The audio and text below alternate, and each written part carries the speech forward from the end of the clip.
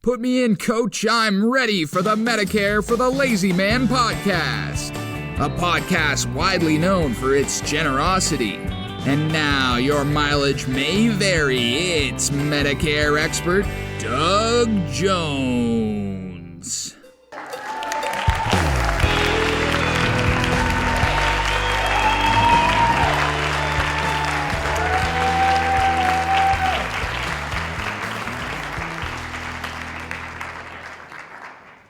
Hello, everybody. Welcome to another episode of the Medicare for the Lazy Man podcast.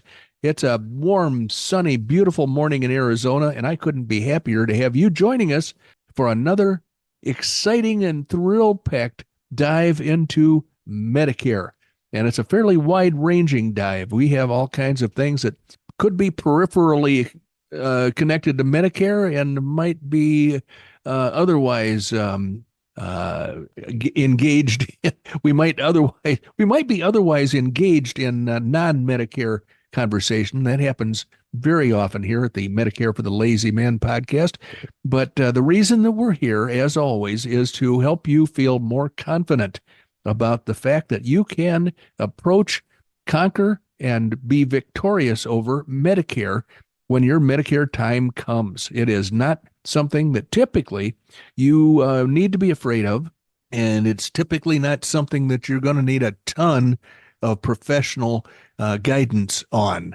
It's always good to have a professional rubber stamp your eventual plans, and you're going to need a licensed insurance salesman to rubber stamp your insurance application for the coverages that will complement your Medicare account.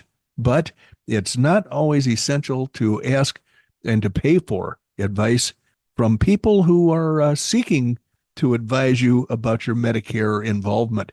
What I suggest you do is go to barnesandnoble.com or amazon.com and purchase my book, Medicare for the Lazy Man 2024. And after having sat down with a stiff drink and a spare hour or so, and having gone through that book, you're going to find that Medicare is nothing to be afraid of. In fact, you'll be able to engage and come out victorious when your time is right. And that is exactly what I'm hoping that people will accomplish. Now, if you go to Amazon.com, you're going to find 4 different versions of the book in order to accommodate your particular reading preferences. You're going to find the workhorse of the whole collection. It's going to be the very nicely produced paperback book edition with black and white illustrations. That's a $9 item at Amazon. You can also get the Kindle version for your ebook reader. You can have that almost instantly, instant gratification. That's going to be a very insignificant cost. It's going to be less than $5 if that's the way you decide to go. You can buy the Audible book, which I think is around $6 or $7, and listen to the book instead of actually having to have your eyeballs do any work. And of course, if you want to actually show off, if you want to let everybody else know that you are a high roller and a big spender, what you want to do is purchase the hardcover version of the book for $24.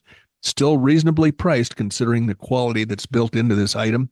And any of those 4 is going to be giving you the same Medicare knowledge and giving you the confidence that you might want to acquire before you enroll in Medicare.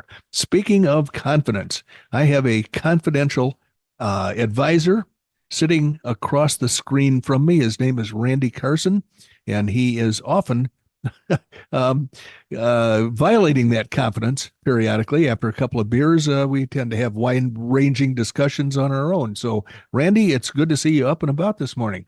Well, I'm glad to be up and about. I'm really happy.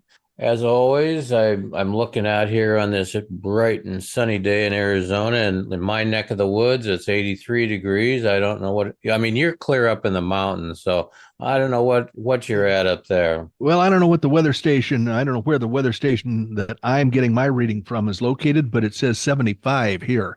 Now, it might be that they're a little late in sending out their signal, as I often have been lately about posting our episodes. Sending extra signals.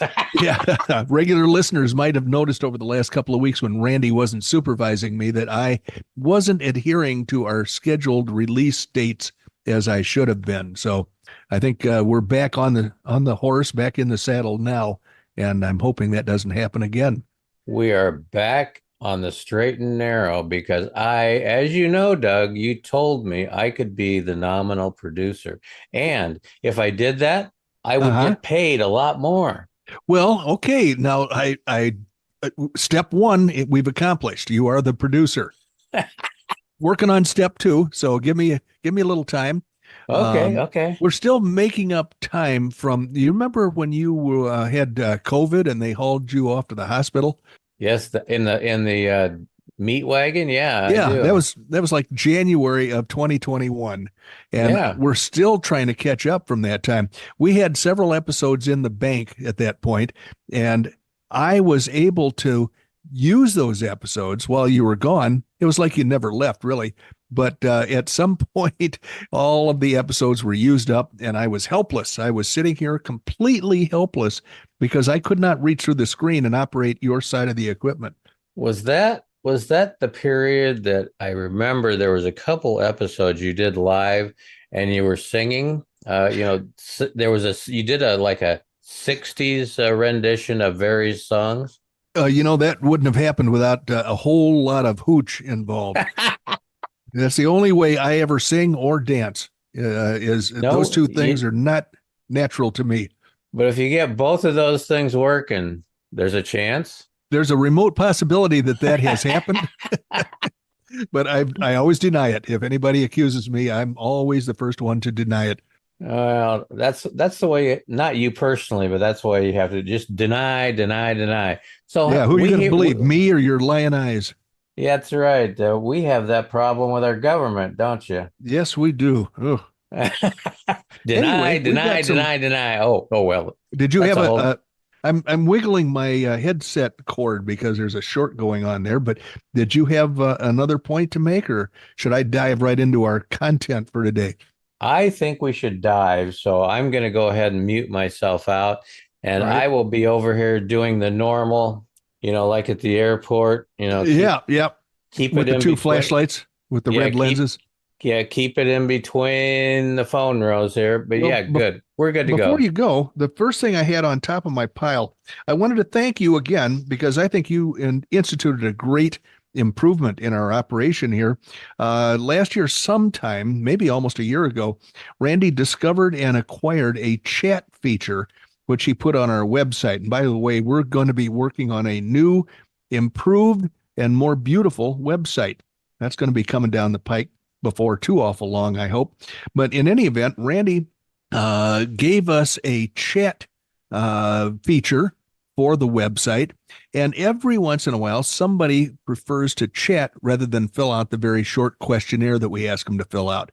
And this was a case in point. First of all, I wanted to do a couple of things today. First of all, I wanted to thank Randy for the chat feature that he found. And I wanted to also let people know that when you go to the website, if you have a question and if you're not really looking for Medicare quotes, or if you just want to interact, then probably it's just as convenient for you to put your question into the chat. But all too often, I have been given a chat dialogue or a monologue, I guess it would be, and it's been kind of frustrating because when I respond, I never hear back from the person. And this is a case in point.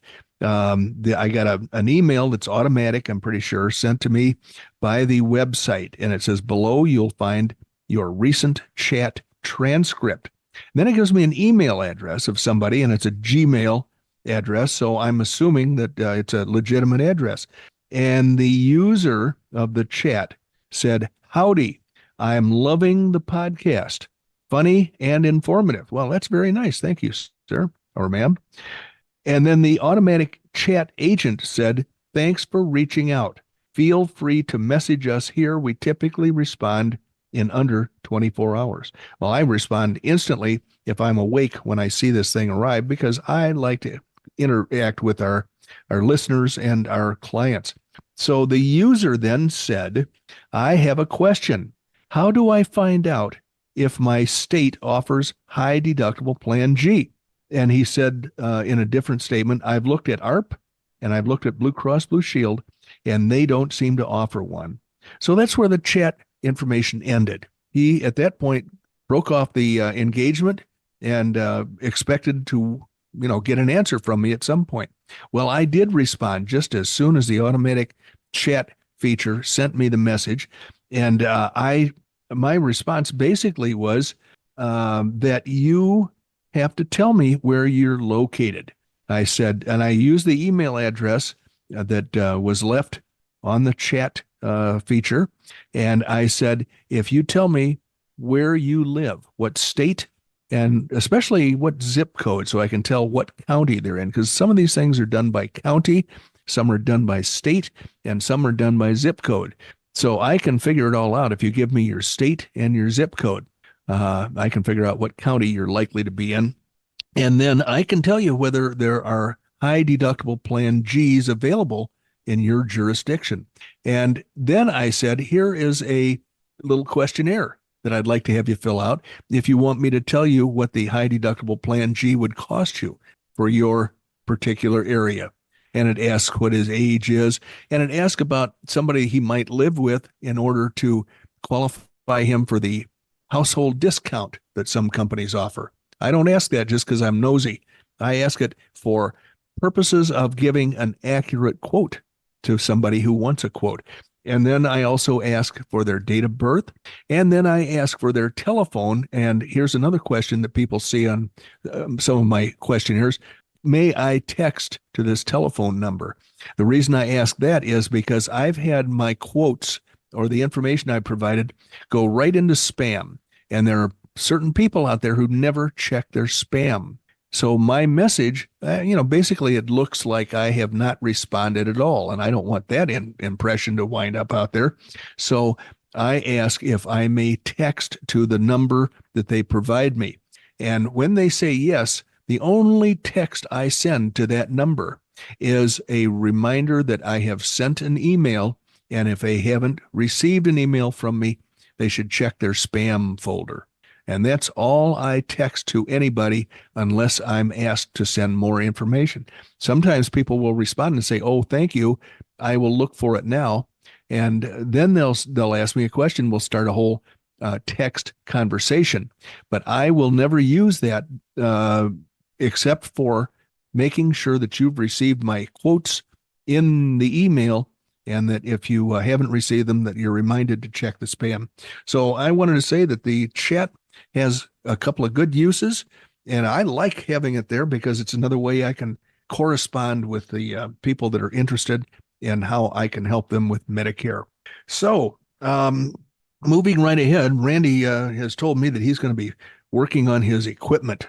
So if you hear any banging or, static, anything like that, it's going to be Randy messing around on the other side of the screen there. Do my ears look like they're smoking?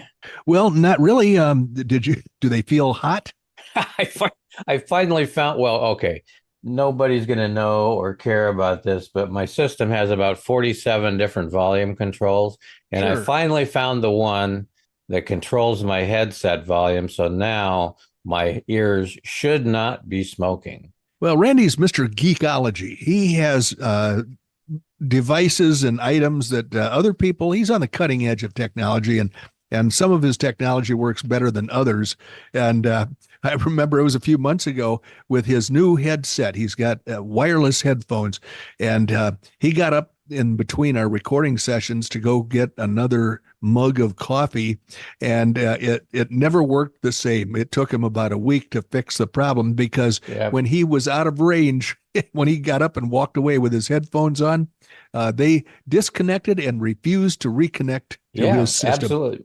My system decided, for whatever reason, that since my really fancy wireless headset had gone out of range, it was going to be out of range forevermore.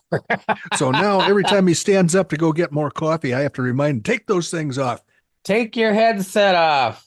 And it works out well. There's other things that Doug reminds me to start and do also. They're on the script, so I can't speak to them, but they're there. Yeah, that's true. And they involve some nasty poo-poo words that That's right. we don't like to podcast the nasty poo-poo words because we want to keep them clean in case any little kids are listening to this Yeah, the Medicare family information. version of it is turn the recorders on. Yeah, there are a couple of adjectives in there too that they're very expressive. So here's some bad news for CVS. If you're a big fan of CVS, in fact, if you're a stockholder of CBS, you might just want to divest yourself, or at least, or maybe you think it's time to go out and stake a position. So when the stock drops, maybe that's a signal to you to buy more. But CVS, here's the headline: CVS Health chops its 2024 forecast as cost struggles with Medicare Advantage persist.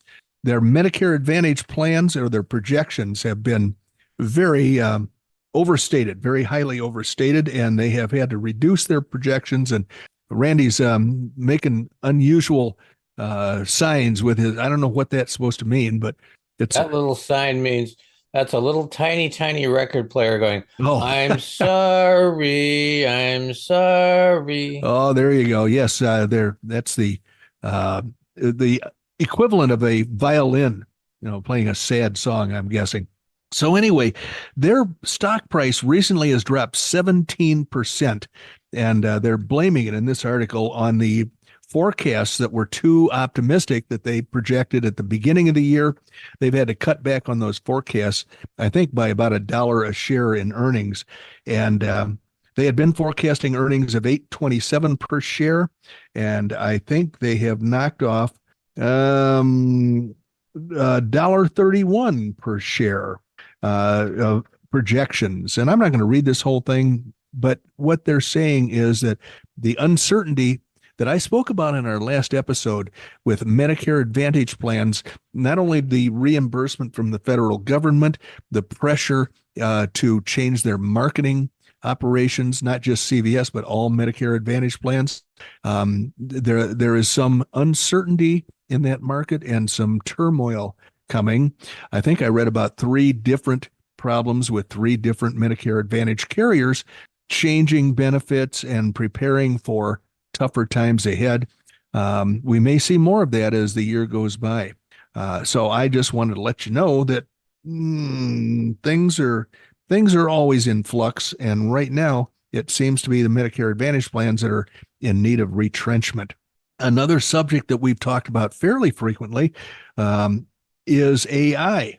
And I found I don't read Reader's Digest unless it's shoved in front of my face. So I had it shoved in front of my face.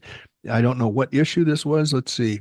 Oh, no, this is not Reader's Digest. This is Prevention.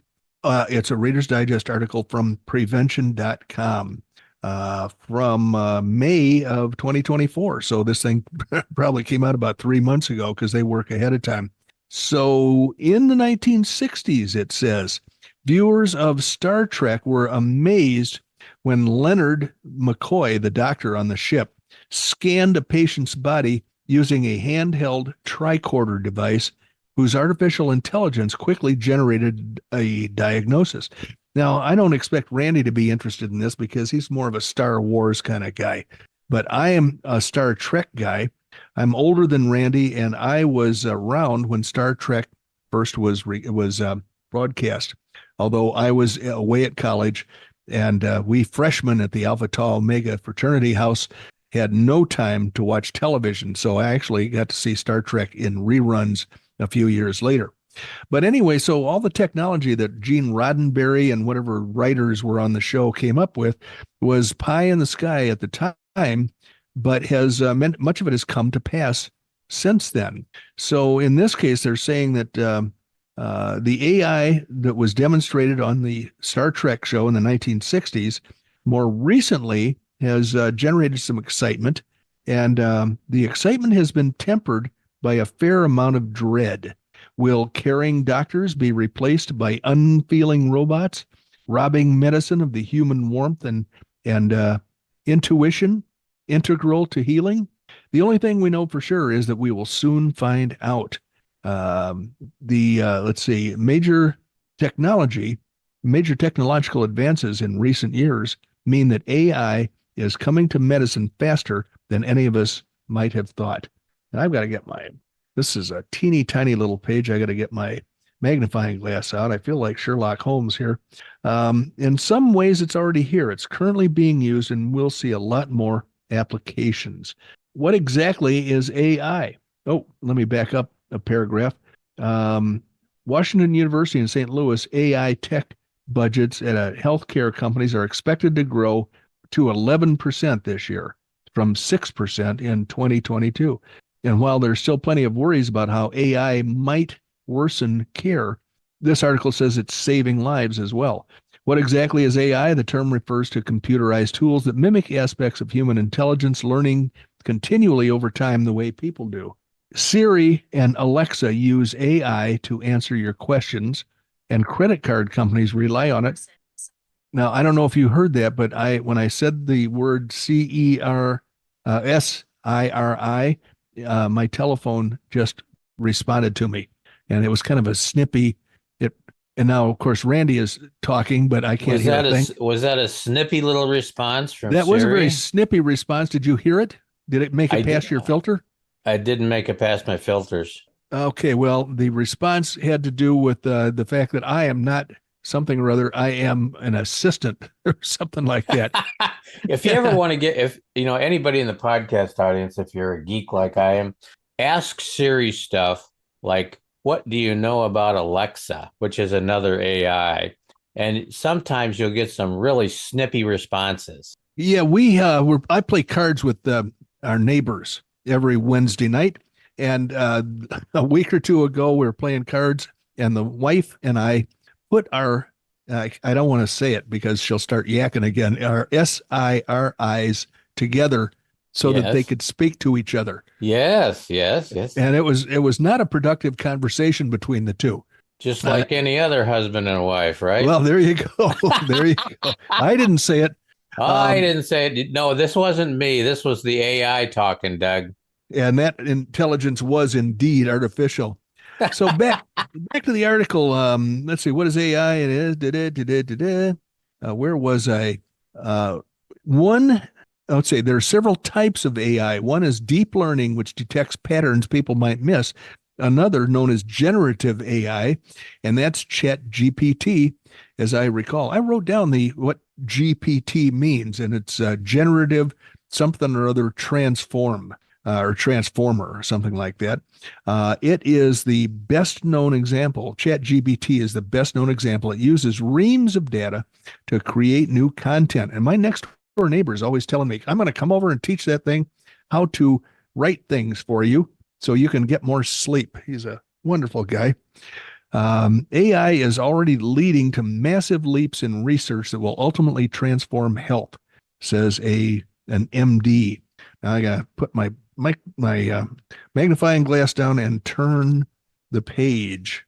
AI will read test images better than people do. There are some other big ways in which the power of AI will affect our healthcare and what it may mean for your well-being. Okay, well, the content curator was kind enough to number these things. AI will read test images better than people do. Perhaps the biggest way in which AI is already being used is to help interpret X-rays, CT scans, and other images. The algorithms AI uses are very well suited to looking at an image and identifying a pattern. Studies consistently show that letting AI review images increases disease detection. Radiologists appreciate AI's assistance with reading images because two heads are proving better than one. In almost all examples, AI plus a human trumps either one alone. Oh boy, I gotta get these pages. I'm loath to lick my fingers, but in this case, I think it might be called for. All righty. AI gave chest x-rays a first read. Images it flagged help radiologists prioritize patients with potential problems and review those scans in fewer than 3 days rather than in the 11 days that it normally takes. Other kinds of images AI is helping to read include heart MRIs and routine eye tests for diagnosis of eye disease in people with diabetes. Here's the second item that the content curator numbered. AI will diagnose and suggest treatments. Now, these are still in the early days, but AI is starting to be used to piece together information from various sources to come to smart conclusions. Ooh, I just came to a smart conclusion.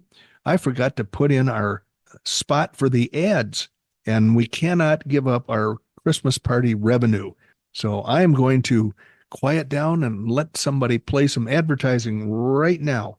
Okay, we're back, and we're back with our AI examination in the medical field.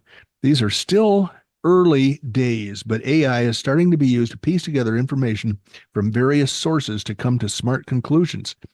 Kaiser Permanente added AI in 19 of its hospitals in recent years to see whether it could predict which patients' conditions were dangerously worsening, something that can be hard for doctors and nurses to keep track of when they have many patients to oversee. By the way, does anybody out there remember the foundation of Kaiser? Kaiser was a guy who built cars, and he also built ships, Liberty ships, and some other types of warships that were used during World War II to move goods and people around. And because they had so many employees in the shipyards, they established their own health facilities, and that was the basis of the Kaiser Permanente hospital chain. Just thought I'd share that with the audience. Let's see here. We have test results, vital signs, nurses reports, medical histories, and other factors for all the patients. Then issued alerts for any who were showing signs of decline so that their care teams could change their treatment. In more than 35,000 patients over 2.5 years, there were 16% fewer deaths in the 30 days following the alert, saving 520 lives, the scientists reported. Now, does that mean that the life was saved even if he died the following day? I couldn't tell you how they were defining the saving a life, but AI was about 70% accurate in generating a good treatment plan. Healthcare giant Mass General Brigham found. It used to be Brigham and Women's Hospital. I don't know what happened to the women's hospital part, but anyway, it goes on to say one condition which AI seems to help is stroke. A summary of research showed that when doctors asked AI to evaluate patients' test results, it effectively identified some who would likely benefit from specific therapies. The best approach to disease management will inevitably include a combination of computers and doctors making such decisions. Let's see here. Now, number 3, AI will identify early outbreaks of contagious disease. And number 4, AI will make healthcare more efficient and patient-friendly. BJC, that's apparently one of the facilities referred to here, BJC Healthcare, is currently testing a system that uses AI in a clinic visit to document the interaction, freeing the physician to focus on the patient. We're finding that it's pretty accurate, says a doctor involved with that study. AI could generate a summary of the visit in the patient's preferred language and at their reading level. Well, if the patient is in the United States, their preferred language should be English, because that's what we speak here in the United States. They can grasp the biggest concerns before they walk through the door. Experts think AI could also vastly improve scheduling. People who have found themselves still waiting for their 10 a.m. outpatient surgery at 3 p.m. know exactly how frustrating this can be. Number 5, still potential problems abound. Of course they do. Among them is keeping bias with regard to age, race, gender, and sexuality from creeping into AI's conclusions. AI doesn't think for itself, but learns from past data. So a lot of the biases that are baked into how we operate in society can and will crop up in AI, says a very touchy, I'm sure, minority person. Others don't seem to care about that so much unless it affects the disease process. For example, she says, doctors' notes have revealed that some interventions aren't recommended for elderly people, even if they're healthy enough to do well. That women are assumed to overstate their problems, and that black people aren't seen as being affected by pain as whites are. Okay, that's a load of crap. AI is also currently prone to mistakes. A recent study asked ChatGPT several dozen questions about medications and found that it gave incorrect or incomplete information nearly 3/4 of the time. Ooh, that's very that's a little on the scary side. Another problem is that computers may be too meticulous, flagging things that won't actually cause health problems. All three experts hope that such problems will never happen, but it remains to be seen whether hospitals and practices might come to overuse AI and underuse human professionals in order to save money. There's no doubt that a massive transformation is coming. Many experts are excited, anticipating that good will far outweigh, that the good will far outweigh the bad in terms of patient outcomes and experiences. The technology will not eliminate the need for doctors, but doctors who use AI will replace doctors who don't. So that's a word to the wise doctors that are looking for improvement in their techniques should be apparently using AI more frequently and watching the results that AI is going to produce for accuracy and effectiveness. And since the clock on the wall is telling me that we've come to the end, I'm going to postpone the next article I had, which is Nurses Protest AI at Kaiser Permanente. So we'll save that for another time. Randy is going to probably throw me out of here and slam the door after he shares his words of wisdom with us. Our 75 cents is gone, Doug. It's always about money, isn't it, with you? It's always about money. I did look up one thing here because I really didn't know the answer to it either. And what was that? What does Chat GPT stand for? So I looked it up the other day, but I forgot where my note is. I looked it up, and it's nothing that I ever would have, dreamt up because it's such a convoluted name. Yeah. But anyway, Chat GPT stands for Chat Generative Pre-trained Transformer. That's what I wrote on my note. I can't find my note. Now, if I had asked Chat GPT to tell me what it means, I probably would have gotten it faster. It probably would have got it, but none of this. Okay, chat generative, yeah. Okay, pre-trained, yeah. Okay, I get it. Transformers, okay, that's like some sort of a toy I used when I was a kid. Yes, but you put all that stuff together and it becomes meaningless. Yes, we're very good at that in technology. Add all this stuff together, and guess what? It's as meaningless as when you started. Well, the fact that it exists at all, at least is a tribute to man's inventive nature.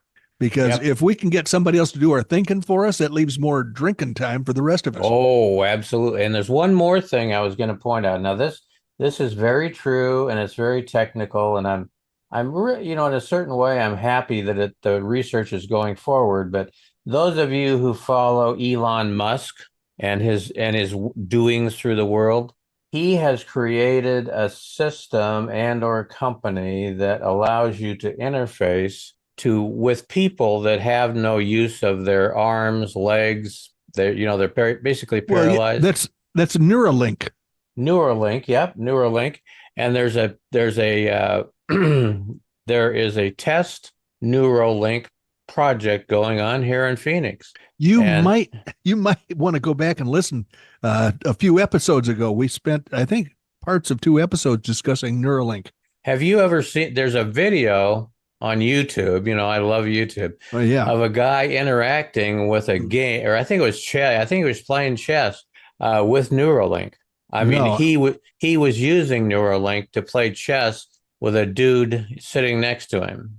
I did not see that. I think my reporting on Neuralink ended at the point where they had installed a link into somebody's brain and were about to test out the functioning. Well, apparently there's another person going to undergo those tests here in Phoenix. Okay. Well, God bless him. Well, I'm not going to be in Phoenix pretty soon, so you'll have to report on the results of that test. Absolutely. Well, I thought everybody should know. I think it's incredibly interesting because while there are really a lot of good ways to use technology, which is that particularly, in my opinion, is one of them, there's a lot of bad ways to use it too if you don't watch it. But anyway. Well, this other Neuralink thing, it occurs to me that I had reason to Google and I hate to use that term because I really use DuckDuckGo, but Sadler, Staff Sergeant Barry Sadler, had at least one number one hit in the 1960s with the Ballad of the Green Berets. Yep. And the liberals and the kids roundly criticized him and mocked him. And he was a fairly accomplished staff sergeant. He started in the Air Force, and then he went to the Army after serving a hitch in the Air Force. And he was shot in the head and became a quadriplegic, and then was moved around from one facility to another. But here's a guy who could have been a good candidate for this Neuralink because he was a quadriplegic. He couldn't do anything on his own. And had Neuralink been available, that sounds like it could be a way to improve somebody's quality of life if they have an injury that causes quadriplegia. Yep, absolutely. Absolutely. This chess game I was watching, all the fellow had to do that was using the Neuralink product was think about where he needed to move. Rook to pawns queen 4. That's probably not even a real order. Nope. I don't know. I used to play chess, but I never got good at it. Just like golf. Yeah. Same here. That's why you and I get along so well. There are only a few things that we are really good at. Yeah, and that's not one of them. Nope. Or two of them in this case. I'm good at driving the beer cart. Well, I'm always good at waving at the beer cart driver and luring them over to where I am, where you're usually next to a water hole or a water sand trap, or that's where I wind up. Absolutely. Listen, you ought to bring this thing to a violent end before something bad happens. You're going to hear brakes screeching here. So anyway, long story short, there's a few things I always do before we end up, and one of them is to give you Doug's email address so that you can interact with him, and it's dbj@mlmmailbag.com. Don't forget, Doug is licensed in every state of the union to help you with your Medicare supplement planning. You can check us out at the website, medicareforthelazyman.com. Lots of good information there. We would also appreciate it in your wanderings through the internet if you can find a place to drop a review for us. We'd really like it. It's good for us. It's good for you. And by the way, the numbers are everything in our world. Ultimately, number 4 is thank you for joining us. You could have been a number of different places doing other things, and you weren't. You were with us, spending some time learning some very important information from Doug about Medicare. But if you weren't checking on your watch, we have just spent about 32 and a half minutes with Doug Jones, the insurance guy from Oklahoma. No more. He's living in the high ground. And I do mean the high ground behind Cave Creek, Arizona. I'm clocking him in at about 32,000 feet today. That's going to make it tough for me to breathe. I hope I survive till the next podcast episode. But in any event, ladies and gentlemen, thank you for joining us. If you can spare a little oxygen, send it my way, and we'll look forward to seeing you soon. Bye-bye.